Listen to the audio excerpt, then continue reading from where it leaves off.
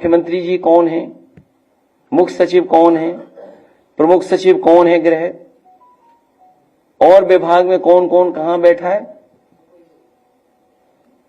सोचिए आप भी तो थे, कभी कभी उठाते थे सवाल जातिवाद का, तो आप विचार करिए, गंभीर सवाल है। तो यूपी ऐसे नहीं चलेगा। यूपी की जनता को इन्होंने धोखा दिया है। यूपी की जनता का इन्होंने सब कुछ बर्बाद कर दिया। बजट की बात तो लोकसभा में होगी कि यूपी को क्या मिला। हालांकि प्रेस के सामने मैंने कहा कि अगर पूर्वांचल एक्सप्रेसवे में केवल 25 किलोमीटर ये सरकार बना देती तो दिल्ली से भागलपुर तक आप एक्सप्रेसवे पे चले जाते। जिस गांव में जितना बना करके छोड़ दिया हम लोगों ने, उस गांव से आगे 1 इंच जमीन नहीं सरकार ने ली। अगर कोई गाजीपुर का हो तो वो जानता होगा, पखनपुरा तक छूट गई थी सड़क, उसके आगे नहीं सड़क जा पाई। तो अगर वो सड़क बन जाती जो पैकेज दे रहे हैं बिहार को, और बिहार की बाढ़ कैसे रुकेगी बिना यूपी की बाढ़ को। 30-40 जिला तो हमारे बाढ़ में प्रभावित हैं। नेपाल से बातचीत किए बिना और यूपी की बाढ़ को रोके बिना बिहार की बाढ़ कैसे रुक जाएगी, यूपी की बाढ़ नहीं रुकेगी। तो प्रधान सांसद जी के क्षेत्र में पता करिए क्या रहा। क्या ये बात नहीं निकली कि पुलिस क्या कर रही थी, वसूली।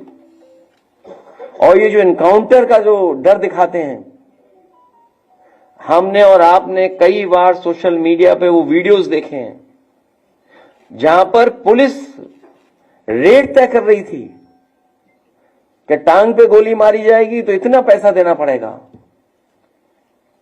और फिर हम लोगों ने वो भी देखा कि जब बंदूक नहीं चली तो पुलिस ने एनकाउंटर के लिए अपने मुंह से ही ठाए ठाए ठाए कह दिया था, याद होगा आपको। क्या आपने हमने नहीं देखा, सुना? और मुझे याद है नोएडा का पहला फेक एनकाउंटर हुआ था। एक इंस्पेक्टर जिम का जो लौट रहा था, पुलिस ने उस पे गोली चलाई थी। वो आज विकलांग है, वो चल नहीं सकता। अगर सरकार उसी समय न्याय दे देती जब हम लोगों ने सवाल उठाया था, तो आज ये उत्तर प्रदेश की स्थिति नहीं बनती। और ये एक घटना नहीं है करप्शन की, हमने आपने लाइव देखी है चीजें। और ये झांसी के हमारे जिलाध्यक्ष बैठे यहां पर,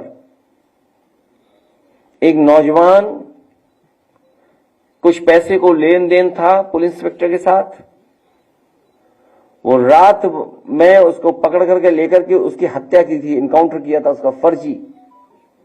एफआईआर नहीं लिखी जा रही थी, कोर्ट ने एफआईआर लिखी।